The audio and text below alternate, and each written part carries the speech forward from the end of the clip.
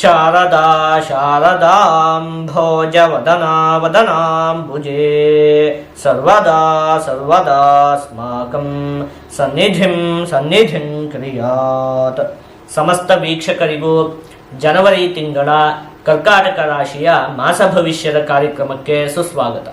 ನಾವು ಮೊದಲಿಗೆ ಈ ಮಾಸದಲ್ಲಿ ನಡೆಯುವಂತಹ ಗ್ರಹಗಳ ಬದಲಾವಣೆಗಳ ಬಗ್ಗೆ ತಿಳಿದುಕೊಳ್ಳೋಣ.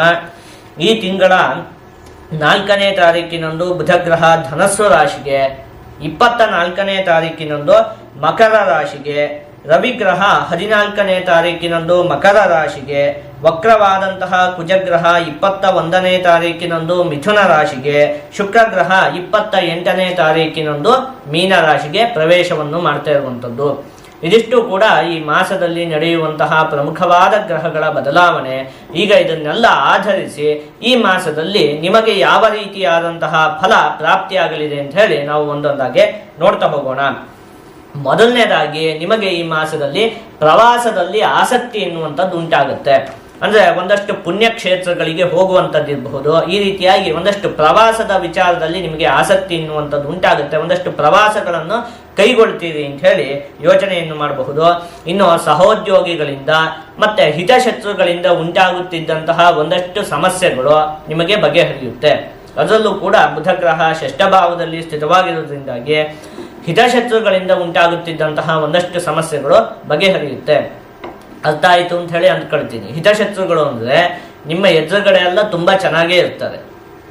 ನಿಮ್ಮ ಎದುರುಗಡೆ ನೋಡಿದ್ರೆ ನಿಮ್ಗೇನೋ ತುಂಬಾ ಒಳ್ಳೇದು ಮಾಡ್ತಾ ಇದ್ದಾರೋ ಅನ್ನುವ ಹಾಗೆ ಅವರ ಒಂದು ವರ್ತನೆ ಇರುತ್ತೆ. ಆದರೆ ಹಿಂದುಗಡೆಯಿಂದ ನೋಡಿದಂತಹ ಪಕ್ಷದಲ್ಲಿ ನಿಮಗೆ ತುಂಬಾ ಒಂದಷ್ಟು ಸಮಸ್ಯೆಗಳನ್ನು ಉಂಟು ಮಾಡ್ತಾ ಇರ್ತಾರೆ. ಇಂತಹ ವ್ಯಕ್ತಿಗಳನ್ನು ಹಿತಶತ್ರುಗಳು ಅಂತ ಹೇಳಿ ಹೇಳುವಂಥದ್ದು. ಇನ್ನು ಸರಳವಾಗಿ ಹೇಳಬೇಕು ಅಂತ ಹೇಳಿ ಆದ್ರೆ ಒಂದು ರೀತಿಯಾಗಿ ಹಣ್ಣಾಗಿರುವಂತಹ ಮೆಣಸಿನಕಾಯಿ ರೀತಿಯಲ್ಲಿ ಇರ್ತಾರೆ ಅಂತ. ಹೇಗಿರುತ್ತೆ ಹೇಳಿ? ಹಣ್ಣಾಗಿರುವಂತಹ ಮೆಣಸಿನಕಾಯಿ ತುಂಬಾ ಚೆನ್ನಾಗಿರುತ್ತೆ, ನೋಡುವುದಕ್ಕೆ ಕೆಂಪಾಗಿರುತ್ತೆ. ನೋಡಿದ ಕೂಡಲೇ ನಮಗೆ ಯಾವ ರೀತಿಯಾದಂತಹ ಭಾವನೆ ಬರುತ್ತೆ ಹೇಳಿ? ಈಗ ಸಾಮಾನ್ಯವಾಗಿ ಲೋಕದಲ್ಲಿ ನಾವು ಸೇಬು ಹಣ್ಣು ನೋಡಿದ್ದೀವಿ, ಹೇಗಿರುತ್ತೆ? ಕೆಂಪಾಗಿರುತ್ತೆ, ಸಿಹಿಯಾಗಿರುತ್ತೆ. ಜಾಮೂನು ಇಂತಹ ತಿಂಡಿಗಳನ್ನು ನೋಡಿದ್ದೀವಿ, ಏನಾಗಿರುತ್ತೆ ಹೇಳಿ? ಕೆಂಪಾಗಿರುತ್ತೆ, ತುಂಬಾ ಸಿಹಿಯಾಗಿರುತ್ತೆ. ಮೆಣಸಿನಕಾಯಿ ಬಗ್ಗೆ ಗೊತ್ತಿಲ್ಲದೆ ಇರುವಂತಹ ವ್ಯಕ್ತಿ ಏನಾದರೂ ಮೆಣಸಿನಕಾಯಿನ ಹೀಗೆ ನೋಡ್ದ, ಕೆಂಪು ಒಳ್ಳೆ ಹಣ್ಣೇನೋ ನೋಡಿದ್ರೆ ತುಂಬಾ ಸಿಹಿಯಾಗಿರುತ್ತೇನೋ ಅಂತ ಹೇಳಿ ಅನ್ಸುತ್ತೆ ಅಲ್ವಾ? ಗೊತ್ತಿಲ್ಲದೆ ಇರುವಂತಹ ವ್ಯಕ್ತಿ ಮೊದಲನೇ ಸಲ ನೋಡ್ದ ಅಂತ ಹೇಳಿ ಆದ ಪಕ್ಷದಲ್ಲಿ, ಆದರೆ ಅದನ್ನ ಏನಾದರೂ ಬಾಯಿಗೆ ಇಟ್ಕೊಂಡ ಅಂತ ಹೇಳಿ ಆದ ಪಕ್ಷದಲ್ಲಿ ಅವಾಗ ಗೊತ್ತಾಗುತ್ತೆ ಅದ್ರದ್ದು ಏನು ಅದು ಅಂತ ಹೇಳಿ. ಹಾಗೆ ಹಿತಶತ್ರುಗಳು ಅಂತ ಹೇಳಿದ್ರು ಹಾಗೆ ನಿಮ್ಮ ಎದುರುಗಡೆ ತುಂಬಾ ಚೆನ್ನಾಗಿ ಇರ್ತಾರೆ. ನೋಡ್ಬಿಟ್ರೆ ನಿಮಗೆ ತುಂಬಾ ಸಹಾಯ ಮಾಡ್ತಾ ಇದ್ದಾರೋ ಅನ್ನೋ ಹಾಗೆ ಅವರ ಒಂದು ವರ್ತನೆ ಇರುತ್ತೆ. ಆದರೆ ಹಿಂದಿನಿಂದ ನಿಮಗೆ ಒಂದಷ್ಟು ಸಮಸ್ಯೆಗಳನ್ನು ಉಂಟು ಮಾಡ್ತಾ ಇರ್ತಾರೆ.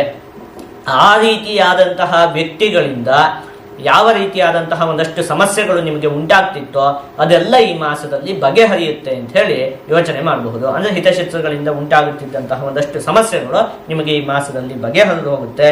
ಇನ್ನು ಉದ್ಯೋಗದ ವಿಚಾರದಲ್ಲಿ ನಿಮಗೆ ಒಂದಷ್ಟು ಒತ್ತಡ ಅಂತ ಹೇಳುವಂಥದ್ದು ಕಾಡುತ್ತೆ. ಅಂದ್ರೆ ಎಲ್ಲ ಕೆಲಸನೂ ಬೇಗ ಬೇಗ ಮಾಡಿ ಮುಗಿಸ್ಬೇಕು, ಸಿಕ್ಕಾಪಟ್ಟೆ ಕೆಲಸ ಇದೆ, ಈ ರೀತಿಯಾಗಿ ಒಂದಷ್ಟು ಒತ್ತಡ ಅಂತ ಹೇಳುವಂಥದ್ದು ಕಾಡುತ್ತೆ. ಆದರೆ ಉದ್ಯೋಗದಲ್ಲಿ ಲಾಭವೂ ಕೂಡ ಉಂಟಾಗುತ್ತೆ. ಉದ್ಯೋಗದ ವಿಚಾರದಲ್ಲಿ ಈ ಮಾಸದಲ್ಲಿ ನಿಮಗೆ ಒಂದಷ್ಟು ಅಭಿವೃದ್ಧಿಯೂ ಉಂಟಾಗುತ್ತೆ, ಉದ್ಯೋಗದಲ್ಲಿ ಲಾಭ ಅಂತ ಹೇಳುವಂಥದ್ದು ಉಂಟಾಗುತ್ತೆ. ಆದರೆ ಒಂದು ಸ್ವಲ್ಪ ಮಟ್ಟಿಗೆ ಒತ್ತಡ, ಬೇಗ ಮಾಡ್ಬೇಕಪ್ಪ, ಇನ್ನು ಸಮಯ ಕಮ್ಮಿ ಇದೆ, ಈ ರೀತಿಯಾಗಿ ಒಂದು ಸ್ವಲ್ಪ ಒತ್ತಡ ಅಂತ ಹೇಳುವಂಥದ್ದು ಕಾಡುತ್ತೆ. ಇನ್ನು ನಿಮ್ಮಿಂದ ಈ ಹಿಂದೆ ಸಹಾಯ ಪಡೆದಿದ್ದಂತಹ ವ್ಯಕ್ತಿಗಳು ಈ ಮಾಸದಲ್ಲಿ ನಿಮಗೆ ಕೃತಜ್ಞತೆಯನ್ನು ಅರ್ಪಿಸ್ತಾರೆ. ಏನೋ ಯಾವುದೋ ವ್ಯಕ್ತಿ ಬರ್ತಾರೆ ನಿಮ್ಮ ಸಮೀಪಕ್ಕೆ, ನೀವು ಈ ಹಿಂದೆ ನಮಗೆ ಈ ರೀತಿಯಾದಂತಹ ಒಂದು ಸಹಾಯವನ್ನು ಮಾಡಿದ್ರಿ, ಅದರಿಂದ ನಮಗೆ ತುಂಬಾ ಉಪಕಾರ ಆಗಿತ್ತು, ನಿಮ್ಮಿಂದ ನಮಗೆ ತುಂಬಾ ಉಪಕಾರವಾಗಿದೆ ಅಂತ ಹೇಳಿ ನಿಮಗೆ ಒಂದಷ್ಟು ಕೃತಜ್ಞತೆಯನ್ನು ಅರ್ಪಣೆ ಮಾಡ್ತಾರೆ. ನೀವು ಹಿಂದೆ ಯಾರಿಗೂ ಸಹಾಯವನ್ನು ಎಲ್ಲ ಮಾಡಿದ್ರೆ ಅವರಿಂದ ನಿಮಗೆ ಈ ಮಾಸದಲ್ಲಿ ಕೃತಜ್ಞತೆ ಪ್ರಾಪ್ತಿಯಾಗುವಂತಹ ಒಂದು ಯೋಗ ಇದೆ. ಇನ್ನು ಏನು ಈ ಹಿಂದೆ ಯೋಚನೆ ಮಾಡಿದಂತೆ ಬುಧಗ್ರಹ ನಿಮಗೆ ಷಷ್ಠಭಾವದಲ್ಲಿ ಸ್ಥಿತವಾಗಿದೆಯಲ್ಲ, ಆ ಸಂದರ್ಭದಲ್ಲಿ ಧಾನ್ಯ ಲಾಭಂ, ಪುತ್ರ ಲಾಭಂ, ಧನಲಾಭಂ, ಯಶೋಧೃತಿ, ವಿದ್ಯಾ ವಿನೋದ ಧರ್ಮಂಚ ಷಷ್ಠಸ್ಥಾನಗತೆ ಬುಧೆ ಅಂತ ಹೇಳಿ ಹೇಳಿರುವಂಥದ್ದು.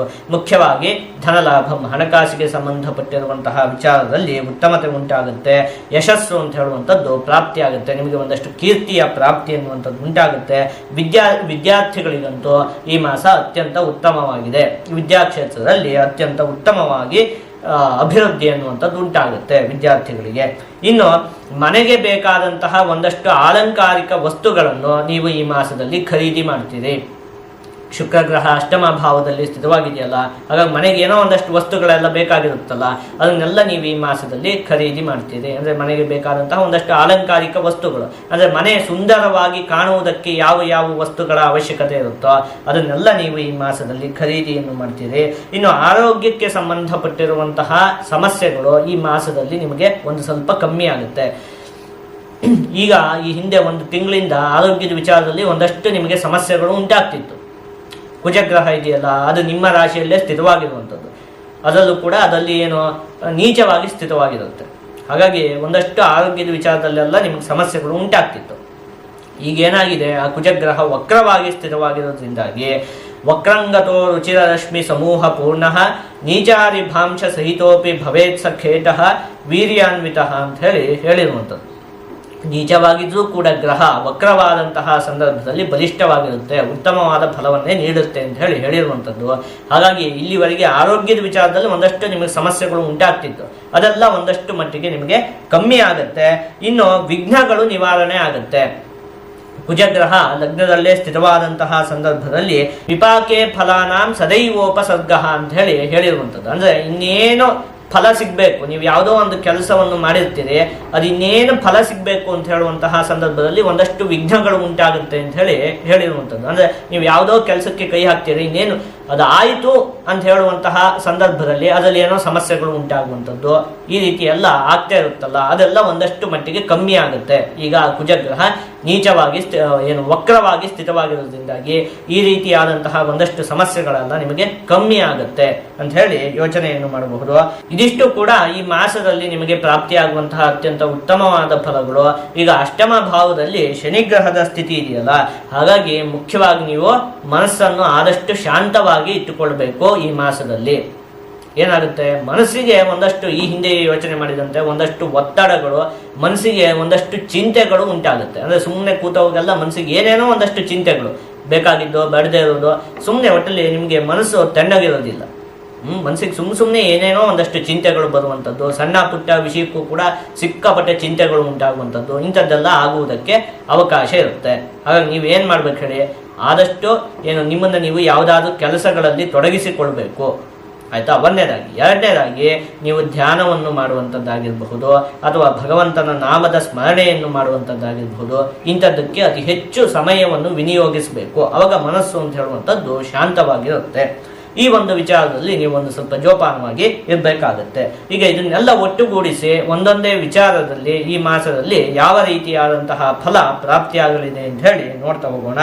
ಮೊದಲನೇದಾಗಿ ಆರೋಗ್ಯಕ್ಕೆ ಸಂಬಂಧಪಟ್ಟಿರುವಂತಹ ವಿಚಾರದಲ್ಲಿ ಈ ಮಾಸ ಉತ್ತಮವಾಗಿದೆ. ಕುಟುಂಬಕ್ಕೆ ಸಂಬಂಧಪಟ್ಟಿರುವಂತಹ ವಿಚಾರದಲ್ಲಿಯೂ ಕೂಡ ಈ ಮಾಸ ಉತ್ತಮವಾಗಿದೆ. ಇನ್ನು ವಿದ್ಯೆ, ಹಣಕಾಸಿಗೆ ಸಂಬಂಧಪಟ್ಟಿರುವಂತಹ ವಿಚಾರದಲ್ಲಿಯೂ ಕೂಡ ಈ ಮಾಸ ಉತ್ತಮವಾಗಿದೆ. ಉದ್ಯೋಗಕ್ಕೆ ಸಂಬಂಧಪಟ್ಟಿರುವಂತಹ ವಿಚಾರದಲ್ಲಿ ಈ ಹಿಂದೆಯೇ ಯೋಚನೆ ಮಾಡಿದಂತೆ ಒಂದಷ್ಟು ಒತ್ತಡಗಳು ಕಾಡುತ್ತೆ, ಆದರೆ ಉದ್ಯೋಗದ ವಿಚಾರದಲ್ಲಿ ಉತ್ತಮವಾಗಿ ಲಾಭ ಅಂತ ಹೇಳುವಂಥದ್ದು ನಿಮಗೆ ಉಂಟಾಗುತ್ತೆ.